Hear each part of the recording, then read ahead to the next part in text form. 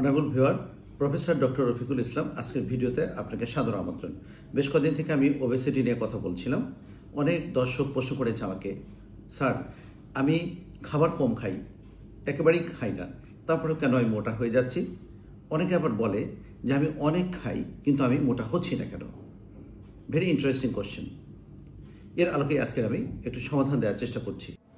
যে কোনো জায়গা থেকে বিশেষজ্ঞ ডাক্তারের সিরিয়াল নিতে যোগাযোগ করুন এই হোয়াটসঅ্যাপ নম্বরে। অ্যাকচুয়ালি ওবেসিটি বা ওয়েট, এই যে ওয়েট গেইন বা ওয়েট লস, এর কোনোটাই কিন্তু একটা শুধু খাবারের উপর ডিপেন্ড করে না। এটার সাথে কিন্তু অনেকগুলো ফ্যাক্টর আছে।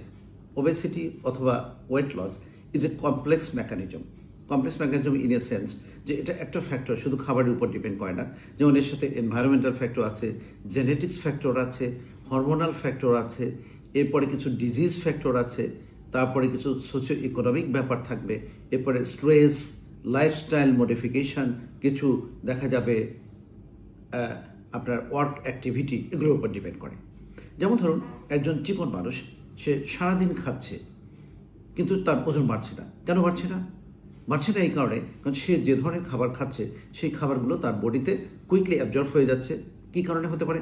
হরমোনের কারণে হতে পারে, জেনেটিক্সের কারণে হতে পারে, অথবা সে যে ধরনের খাবার খাচ্ছে সেই খাবারগুলো যতটুকু খাচ্ছে তার বডি তার কনজামশন করছে তাড়াতাড়ি এবং এটাকে বার্ন করে ফেলছে, অর্থাৎ তার কিছু ইনফ্লুয়েন্সের কারণে সে মোটা হচ্ছে না। কারো কারো আছে জেনেটিক্যালি, দেখা যায় তারা ওই ফ্যামিলিটাই একটু লিন থিন ফ্যামিলি, সে মোটা হবে না। আবার কেউ কেউ আছে দেখবে সারাদিন খাচ্ছে কিন্তু মোটা হচ্ছে না। এর আরও একটা কারণ হলো, যেমন ধরুন সে এমন কিছু খাবার খাচ্ছে যে খাবারগুলো লো কার্বোহাইড্রেট, লো ফ্যাট কিন্তু হাই প্রোটিন। এগুলো যারা খাচ্ছে বেশি কিন্তু মোটা হচ্ছে না। অনেকে আছে কিছুই খাচ্ছে না, একেবারে বলে আমি কখনো কিছু তেমন একটা খাই না কিন্তু আমি মোটা হয়ে যাচ্ছি। তাদের ব্যাপারটা কি? একইভাবে একটা জেনেটিক্স, অর্থাৎ পুরো ফ্যামিলিটাই ওই ধরনের একটা বার্ন ফ্যামিলি বা একটা ওবেস ফ্যামিলি। এরপরে কি আছে, যেমন ধরুন সে যে ধরনের খাবার খাচ্ছে, কনডেন্সড খাবার খাচ্ছে, প্রচুর সুগার খাচ্ছে, প্রচুর সুইটেন খাবার খাচ্ছে, প্রচুর কার্বোহাইড্রেট কন্টেনিং খাবার খাচ্ছে, কিন্তু সে কম খাচ্ছে, যা খাচ্ছে পুরোটা অ্যাবজর্ব হয়ে যাচ্ছে। কি হচ্ছে? তার মেটাবলিক অ্যাক্টিভিটিটা কম থাকছে, অর্থাৎ বেজাল মেটাবলিক অ্যাক্টিভিটিটা কম, অর্থাৎ তার বার্ন কম হচ্ছে। সে এমন সময় খাচ্ছে, হয়তো সারাদিন খাচ্ছে না, রাতে খেয়ে ফেললো, অনেক বাল্ক না খেলেও অল্প যা খাচ্ছে, ওর পরে তার কোনো অ্যাক্টিভিটি থাকে না, সে মোটা হয়ে যাচ্ছে। তাহলে কি মুদ্রা কথা কী তাহলো? মুদ্রা কথা হলো শুধু খাবারই কিন্তু মেইন প্যারামিটার নয় ওবেসিটির জন্য অথবা ওয়েট লিন থিন থাকার জন্য।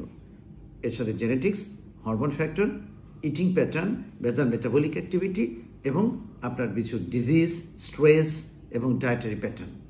অনারেবল ভিউয়ার, অনেক কথা হলো ওবেসিটি নিয়ে এবং লিন থিন নিয়ে। আমার ভিডিওগুলো আপনি নিজে দেখবেন এবং এটাকে দেখার জন্য ইনফ্লুয়েন্স করবেন। ভালো থাকবেন। আল্লাহ হাফেজ।